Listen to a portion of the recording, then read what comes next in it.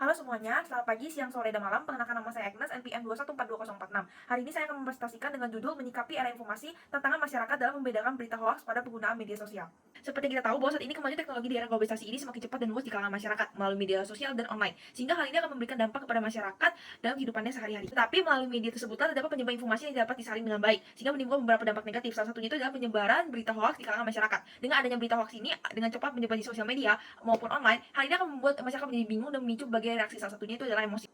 Jadi teman-teman bisa lihat bahwa sejak tahun 2018 sampai tahun 2023, Kementerian Komunikasi dan Informatika telah mengidentifikasikan terdapat 11.642 isu hoaks yang telah beredar ke media sosial dan online. Jadi sini bisa dilihat bahwa terdapat tabel berdasarkan isu per kategori, isu hoaks per kategori. Dan bisa teman-teman lihat bahwa yang paling tinggi itu adalah kesehatan sebesar 2.287, yang dimana menurut Kementerian Komunikasi dan Informatika Republik Indonesia menyatakan bahwa ini menyangkut mengenai soal vaksin dan COVID-19, yang dimana banyak menyebarkan tentang konspirasi dan teori terkait COVID-19 yang disebarkan secara cepat melalui media sosial dan online. Jadi selanjutnya saya akan menjelaskan mengenai ciri-ciri dari berita hoaks atau bohong. Yang pertama itu adalah penggunaan judul yang proaktif, di mana penggunaan judul berita menggunakan bahasa yang menjawab, berlebihan, dan juga mengejutkan. Terus yang kedua itu adalah sumber informasi yang tidak dapat dipercaya. Bisa isi dari pemberitaan ini itu berasal dari sumber yang dipercaya atau terverifikasi, yang dengan menggunakan situs web yang tidak terkenal atau kurang terkenal. Yang ketiga itu adalah penyajian tanggal yang tidak sesuai, di mana dengan konteks dari berita tersebut.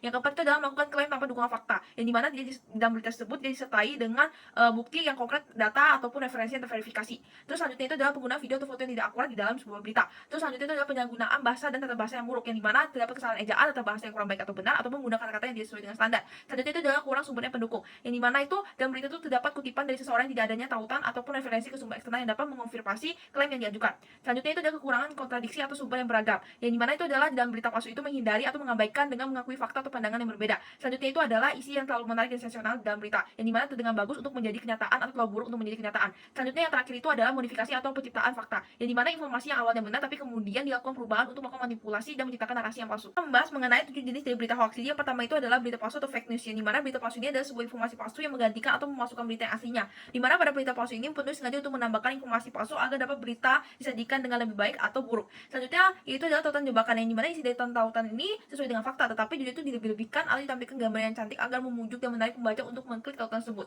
Selanjutnya itu adalah bias konfirmasi, yang dimana pada jenis ini menyajikan interpretasi kejadian yang baru terjadi berdasarkan kepercayaan yang ada. Selanjutnya itu adalah misinformation, yang dimana pada jenis informasi yang ada dapat dipastikan tidak akurat, palsu, dan keliru, yang terkadang ditunjukkan untuk kejahatan seperti penipuan. Selanjutnya itu ada satire, yang dimana dituliskan dengan gaya bahasa sindiran atau ejekan terhadap situasi yang terjadi, di mana karya tersebut menggunakan humor atau lelucon yang detailnya berlebihan mengomentari peristiwa yang sedang terjadi.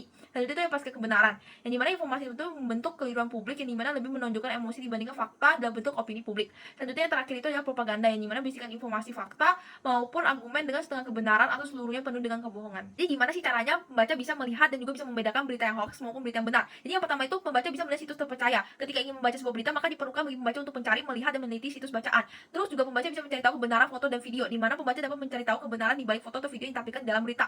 Selanjutnya itu adalah bisa memperhatikan tulisan, yang dimana dalam membaca berita maka penulis dapat meneliti berdasarkan tulisan dari berita tersebut. Jika beritanya memang benar dan tidak hoax, akan menggunakan kaidah penulisan jurnalistik. Nah, selanjutnya itu adalah pembaca bisa memperhatikan penyebab atau sumbernya. Jadi di sini pembaca harus melihat dan membedakan bahwa berita yang benar akan disebarkan oleh akun yang asli atau situs yang terpercaya. Jadi di sini saya terdapat salah satu contoh kasus yang ada di Indonesia, yang dimana kasus isu hoax, yaitu adalah terdapat informasi adanya pengobatan Ida Dayak yang terjadi di depan Masjid Agung Kauman atau Alon-Alon Johar, Semarang, Jawa Tengah, yang dimana terdapat warga yang duduk dan rela menunggu demi pengobatan Ida Dayak. Pada informasi tersebut diketahui dan diperoleh di media sosial pada tanggal 8 sampai 10 Mei, dan ternyata berita itu adalah hoax. Akan contoh yang tadi saya jelaskan sebelumnya, maka hal ini akan memberikan dampak kepada masyarakat, yang dimana akan menimbulkan perpecahan, yang dimana berita hoax atau palsu ini akan menyebabkan perpecahan antara individu maupun kelompok, yang dimana akan menimbulkan kesalahpahaman atas informasi palsu yang diberikan dan tidak mencari sumber yang kredibel. Nah, di sini masyarakat juga bisa tidak percaya lagi atas berita, dan juga bingung dalam membedakan mana berita hoax maupun berita yang benar. Nah, selanjutnya itu adalah menimbulkan opini yang negatif. Jika dalam berita itu terdapat seseorang yang menyebabkan kerugian bagi masyarakat, maka sebagai pembaca kita akan merasa lebih marah dan emosi terhadap orang tersebut. Nah, lebih dampak negatifnya lagi jika berita tersebut adalah hoax maupun palsu. Walaupun berita tersebut hoax, masyarakat sudah memiliki pandangan yang negatif tentang orang tersebut. Yang sebenarnya itu kita tahu bahwa berita hoax maupun palsu.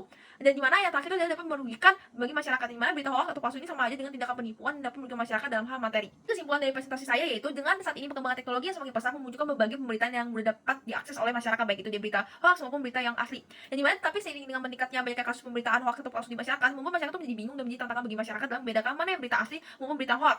Maka dalam mengatasi permasalahan mengenai pemberitaan hoax atau palsu ini yang marak beredar, maka diperlukan peningkatan literasi media sosial dan online di kalangan masyarakat. Sekian dari presentasi dari saya. Mohon maaf jika ada kesalahan kata, dan terima kasih.